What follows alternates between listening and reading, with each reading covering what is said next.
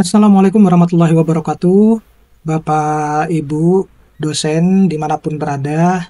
Ini saya akan memberikan informasi menarik terkait dengan banyaknya praktek guru besar abal-abal. Nah, sepertinya di beberapa kampus itu belum mungkin ya membentuk yang namanya uh, komite etika publikasi. Nah, oleh karena itu penting buat Bapak Ibu itu harus membentuk komite etika publikasi ilmiah, di mana tujuannya itu adalah untuk menghindari praktek guru besar abal-abal. Itu yang paling utama.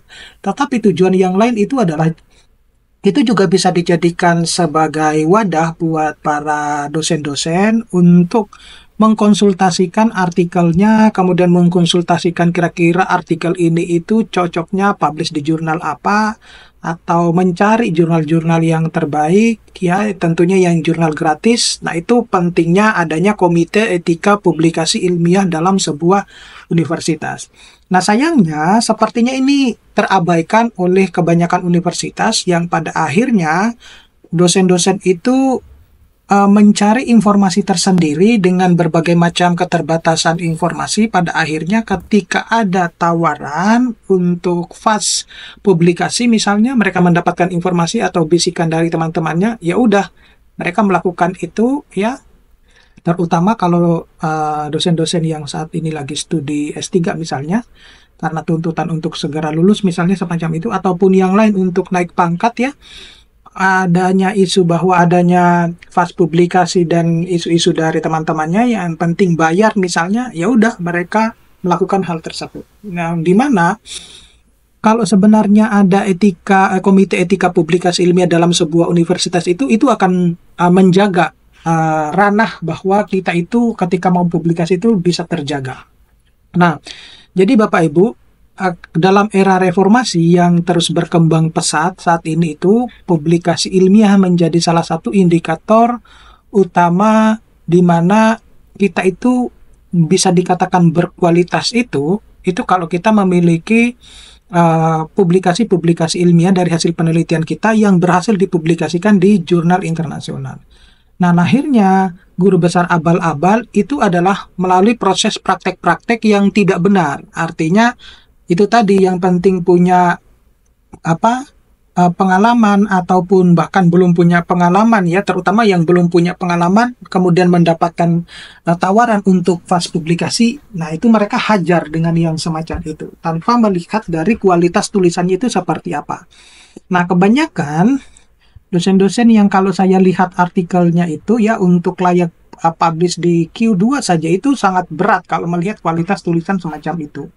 Nah, oleh karena itu nanti Bapak Ibu dalam waktu dekat saya akan memberikan workshop ya terkait dengan penulisan artikel ilmiah ini ya dengan menggunakan artificial intelligence. Oleh karena itu nanti Bapak Ibu pantau terus IG saya, Facebook saya, dan YouTube saya ini, karena nanti sebelum saya memberikan workshop itu insya Allah selama 2 hari itu saya akan memberikan dulu demonya seperti apa, dan Bapak Ibu mungkin bisa belajar dari situ perlu harus diikuti atau tidak. Nah, sayangnya kalau dosen-dosen yang tidak memahami kualitas akademiknya, itu tidak semua publikasi itu sebenarnya tidak memiliki integritas yang tinggi. Nah, dalam beberapa tahun terakhir itu sebenarnya praktek guru abal-abal ini, guru besar abal-abal itu sudah semakin marak. Jadi bukan merupakan isu baru sebenarnya, dan ini bisa merusak sebenarnya reputasi universitas dan kepercayaan publik terhadap penelitian. Nah, ini yang juga tidak dipahami oleh pemilik kampus ya, terutama karena egonya mungkin ingin melahirkan punya guru besar misalnya di kampus tersebut, sehingga dilakukan dengan cara-cara yang tidak benar. Nah, kalau kita lihat bahwa definisi guru besar abal-abal itu ya karena dia melahirkan atau melalui proses praktek yang tidak benar gitu ya. Jadi mereka secara individu yang mengaku memiliki gelar akademik tertinggi ini, tetapi sebenarnya melakukan praktek curang dalam publikasi ilmiah, seperti misalnya plagiarisme, kemudian manipulasi data, atau bahkan menyuap atau mendapatkan publikasi di berbagai tempat. Nah, beberapa hari kemarin saya mendapatkan laporan dari beberapa dosen yang mengirimkan list guru besar ya, yang dikatakan dengan proses yang tidak benar dan itu terjadi di kampusnya masing-masing. Saya tidak mau memeriksanya secara lanjut karena saya sudah malas mengurusi hal yang semacam itu, tidak penting juga bagi saya. Itu. Kemudian, apa sebenarnya dampak ya, kalau misalnya skandal akademik ya dan reaksi masyarakat kalau masyarakat itu tahu bahwa di kampus tersebut itu ada lahir guru besar yang abal-abal. Nah, jadi dampak dari praktek ini ya tentunya sangat serius. Nah, pertama bisa mengurangi kualitas penelitian yang dihasilkan, gitu ya. Kemudian yang kedua itu bisa menghilangkan kepercayaan publik terhadap hasil penelitian tersebut ya. Terlebih lagi mereka tidak mau mungkin menyekolahkan atau mengkuliahkan anak-anaknya di universitas tersebut. Yang pada akhirnya itu dapat akan mempengaruhi pendanaan pada penelitian yang benar-benar berkualitas dan juga akan berpengaruh terhadap keberlangsungan dari universitas tersebut. Nah, oleh karena itu, perlu sebuah universitas itu atau semua universitas itu membentuk yang namanya Komite Etika Publikasi Ilmiah. Nah, di mana tim Komite Etika Publikasi Ilmiah ini bisa bertujuan untuk mendiskusikan atau menganalisis publikasi-publikasi teman-teman dosennya dalam ranah lingkungan kampusnya itu untuk bisa mengarahkan dosen-dosennya itu ini loh seperti ini kalau mau publikasi di jurnal yang bagus itu seperti ini gitu ya. Nah, di sini peran Komite Etika Publikasi Ilmiah itu bisa sangat vital sekali. Nah, komite ini bisa bertanggung jawab untuk sebenarnya mengevaluasi dan mengawasi praktik publikasi di universitas tersebut. Jadi dia tahu betul bahwa tugasnya itu seperti apa, kemudian akan mengarahkan dosen-dosennya itu seperti apa, menjadi tempat wadah bagi teman-teman dosen untuk berkonsultasi terhadap artikel-artikelnya. Nah, oleh karena itu, orang-orang yang harus duduk di Komite Etika Publikasi Ilmiah ini adalah mereka-mereka yang bisa dikatakan sudah memiliki pengalaman dalam menulis dan berhasil publikasi di jurnal yang bereputasi ya. Artinya jurnal yang bereputasi itu adalah jurnal-jurnal yang publikasinya itu di penerbit dan penerbit ternama gitu ya, kemudian kualitasnya juga terjaga seperti itu. Bahkan kalau misalnya kita lihat mungkin mereka publish di jurnal dengan impact factor yang tinggi. Nah, itu yang harus duduk mereka di Komite Etika Publikasi Ilmiah ini. Nah, nanti mereka ini akan dapat mempertanggungjawabkan ya atau mengembangkan panduan etika yang jelas. Jadi melakukan audit terhadap publikasi serta memberikan pelatihan kepada dosen dan mahasiswa tentang etika penelitian. Nah, kalau kita berbicara tentang etika penelitian, sepertinya masih banyak dosen-dosen kita itu tidak paham dengan etika penelitian. Nah, kalau kita berbicara tentang etika penelitian, itu banyak sekali Bapak Ibu. Ya, salah satu contohnya adalah kita melakukan katakanlah plagiarisme ya. Baik itu plagiarisme maupun self-plagiarisme atau misalnya fabrikasi data. Kemudian kita misalnya cheating, ya cheating misalnya itu dilakukan dengan cara-cara yang tidak benar atau bahkan nebeng nama, ya nebeng pada suatu artikel tanpa kontribusi sama sekali. Itu juga termasuk namanya melanggar etika penelitian, ya. Nah, sayangnya di semua dosen itu sepertinya tidak memahami hal tersebut. Mereka seringkali bangga ketika misalnya ada namanya yang tercantum di dalam artikel-artikel gitu. Nah, ini seringkali saya ingatkan di dalam video-video saya, mulai dari sekarang stop melakukan hal tersebut. Kenapa demikian? Karena Anda sebagai seorang dosen itu harus memberikan contoh yang baik ya, harus memberikan edukasi yang baik kepada dirinya sendiri maupun kepada orang lain gitu ya. Jangan sampai karena ini misalnya sudah membudaya kemudian itu akan terus dilanjutkan. Enggak, tidak semacam itu. Jadi bisa dikatakan ini juga suara hati dosen-dosen muda yang mulai sudah gerah dengan sikapnya para dosen-dosen senior, ya hanya karena egonya, kemudian mungkin juga diancam ya dengan berbagai macam. Pada akhirnya dengan sangat terpaksa dosen-dosen junior ini mau mencantumkan nama-nama dosen seniornya di artikel-artikelnya yang notabene yang sebenarnya dosen-dosen senior itu tidak memiliki kontribusi sama sekali terhadap artikel tersebut gitu. Nah, oleh karena itu penting ya, mulai dari sekarang ya, ini bukan hanya dosen senior tapi semua dosen ya, kalau dilibatkan di dalam artikel, namanya dicantumkan di dalam artikel, tolong Bapak Ibu itu memberikan kontribusi di dalamnya. Nah, belajar yang namanya etika penelitian ini gitu. Jangan asahannya cuma duduk manis di kantor di ruangan ber-AC, seakan-akan oke, nanti di semester depan nama saya sudah ada nih di artikel ini. Bukan semacam itu Bapak Ibu. Dosen itu bukan semacam itu ya. Jadi dosen itu bukan hanya semata-mata Anda datang ke kampus kemudian mengajar dan tidak melakukan apa-apa, kemudian berharap ada nanti dosen-dosen yang mencantumkan nama Bapak Ibu di sebuah artikel. Tidak semacam itu ya. Nah, kemudian apa sebenarnya contoh keberhasilan kalau misalnya dalam sebuah universitas itu menerapkan adanya komite etika yang sedang khusus untuk publikasi ilmiah ini ya. Jadi bisa dikatakan bahwa universitas itu akan sangat berhasil ya, terutama dalam bidang penelitian, publikasi, ketika misalnya menerapkan komite etika dengan baik. Nah, contohnya misalnya di beberapa universitas di dunia itu telah berhasil menerapkan sistem ini dan melihat peningkatan yang sangat signifikan. Sebenarnya di Universitas Indonesia itu basicnya itu adalah bagi dosen-dosen yang berhasil publikasi, baik itu yang sekolah ataupun yang tidak sekolah, selagi itu membawa nama universitas, selagi itu bisa membranding nama universitas, maka diberikan penghargaan, reward ya, semacam itu. Nah, itu baru sampai dasar semacam itu. Tetapi kalau apa yang saya pelajari di universitas luar negeri, mereka itu karena sudah terbiasa ya publikasi di jurnal internasional yang bereputasi, meskipun demikian, mereka itu masih memiliki yang namanya komite etika publikasi ya, ilmiah.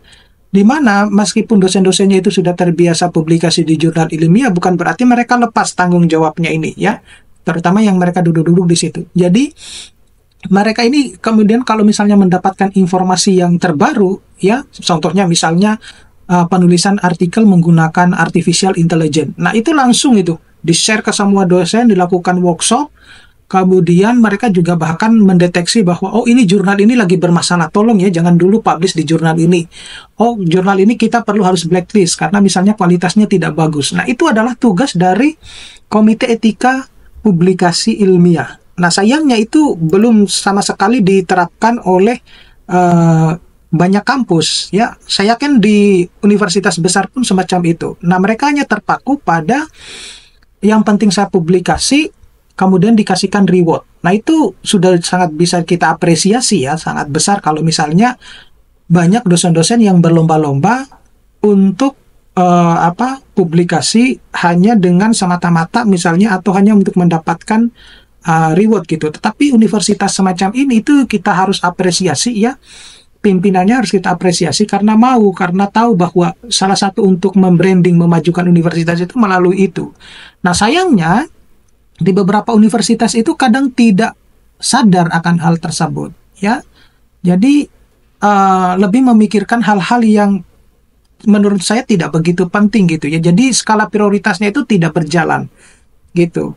Apalagi kalau misalnya kita berbicara hal yang lain gitu. Nah ini baru yang publikasi saja, itu banyak teman-teman saya yang pada akhirnya mencoba ya menawarkan diri dengan teman-temannya yang lain yang memiliki reward di situ. Nah, itu yang banyak terjadi gitu. Nah, ini akan menjadi pembelajaran kita ya. Jadi di beberapa universitas itu sudah menerapkan hal tersebut. Nah, dengan adanya sebenarnya komite etika publikasi ini, maka semua pihak itu akan merasa lebih aman dan terjamin dalam melakukan penelitiannya. Nah, kemudian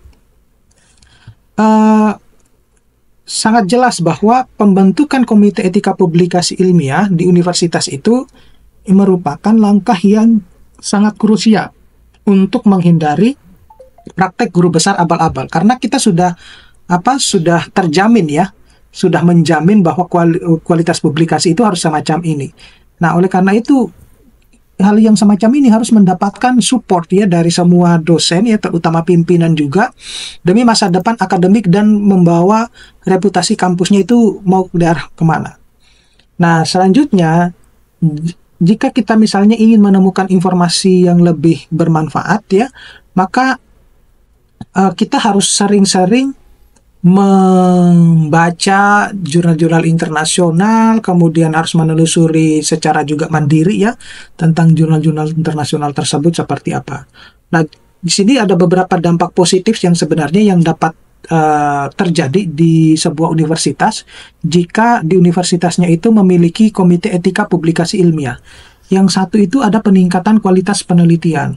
Nah, di mana komite etika publikasi ilmiah ini dapat memastikan bahwa penelitian yang dilakukan oleh dosen dan mahasiswa itu bisa mengikuti standar akademik yang tinggi gitu ya, karena mereka kan melakukan riset dulu ya di jurnal ini tuh seperti apa, bagus apa enggak gitu ya. Nah, dengan adanya pedoman etika yang jelas, maka penelitian ini akan lebih cenderung menghasilkan temuan yang valid dan dapat dipercaya. Itu yang pertama. Yang kedua, itu meningkatkan kepercayaan publik ya.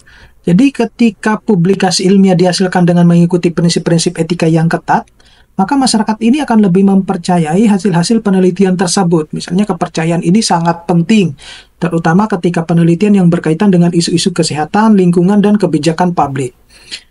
Yang ketiga itu ada perlindungan terhadap penelitian. Jadi komite etika dalam memberikan perlindungan kepada peneliti dari praktik tidak etis yang mungkin terjadi dalam lingkungan akademik ya, dengan adanya sistem pengawasan, kemudian penelitian yang melaporkan pelanggaran etika dapat merasa lebih aman untuk berbicara tanpa takut akan dampak negatif pada karir mereka. Yang keempat itu pembentukan budaya etika. Nah, ini yang penting banget juga ya, karena memang di lingkungan kampus itu mungkin belum terbentuk budaya etika ini. Nah, kalau misalnya budaya etika ini yang dimiliki oleh komite etika publikasi yang dibentuk oleh komite etika publikasi, ini akan sangat membantu membangun budaya etika yang kuat di dalam universitas. Dengan sering berdiskusi dan pelatihan tentang etika penelitian, baik di dosen maupun mahasiswa akan lebih menyadari pentingnya integritas dalam penelitian tersebut. Kemudian mendorong kolaborasi yang sehat. Nah, dengan adanya pedoman etika yang jelas, kolaborasi antara peneliti ini menjadi lebih terstruktur dan saling menghormati. Nah, hal ini dapat mendorong tim peneliti untuk bekerja sama dalam proyek yang lebih besar dan kompleks yang menghasilkan penelitian yang lebih inovatif dan berdampak. Kemudian yang keenam itu ada penegakan sanksi yang tepat. Nah, ini juga kalau mereka yang membentuk pedoman tersebut itu juga harus memberikan sanksi yang tepat gitu ya. Jadi komite etika publikasi ilmiah dapat melakukan penegakan sanksi terhadap pelanggaran etika ya. Dengan misalnya adanya mekanisme ini, individu yang berpotensi melakukan praktik curang akan berpikir dua kali sebelum melakukan karena mereka tahu bahwa ada konsekuensi yang akan dihadapkan. Misalnya kalau di kampus tersebut ada reward ya, pemberian reward bagi dosen-dosen yang berhasil publikasi, maka ketika ada dosen yang melakukan pelanggaran etika ini, maka rewardnya ditarik, misalnya semacam itu, atau tidak diberikan reward selama misalnya beberapa tahun, atau 1 tahun, atau beberapa kali publikasi, gitu. Kemudian peningkatan reputasi universitas, ya. Universitas yang memiliki komite etika publikasi ilmiah ini akan lebih dihormati di dunia akademik, di mana reputasi yang baik akan menarik mahasiswa dan peneliti yang berkualitas tinggi, serta meningkatkan peluang untuk mendapatkan pendanaan penelitian. Kemudian yang kedelapan itu adalah dukungan untuk pengembangan karir akademik. Nah, dengan adanya pedoman etika yang jelas dan pelatihan yang diberikan, baik itu kepada mahasiswa maupun dosen, maka mahasiswa dan dosen itu akan memiliki landasan yang kuat untuk mengembangkan karir akademik mereka. Nah, ini akan menciptakan lingkungan di mana inovasi dan penelitian berkualitas tinggi itu dapat berkembang. Nah, jadi secara keseluruhan ya, pembentukan etika publikasi ilmiah di dalam sebuah universitas itu tidak hanya mengurangi praktek tidak etis ya, tetapi juga akan memperkuat integritas akademik, meningkatkan kualitas penelitian, dan memperbaiki reputasi institusi yang tingkat global ya. Dengan komite ini, universitas itu dapat menciptakan lingkungan penelitian yang lebih baik dan lebih bertanggung jawab. Nah, jadi seperti itu Bapak Ibu informasinya. Mudah-mudahan Bapak Ibu bisa membentuk ini, mudah-mudahan ini bisa bermanfaat buat teman-teman dosen, terutama kampus-kampusnya untuk membentuk komite etika publikasi ilmiah. Nanti kita bisa ketemu di video-video selanjutnya. Saya akhiri, Assalamualaikum warahmatullahi wabarakatuh.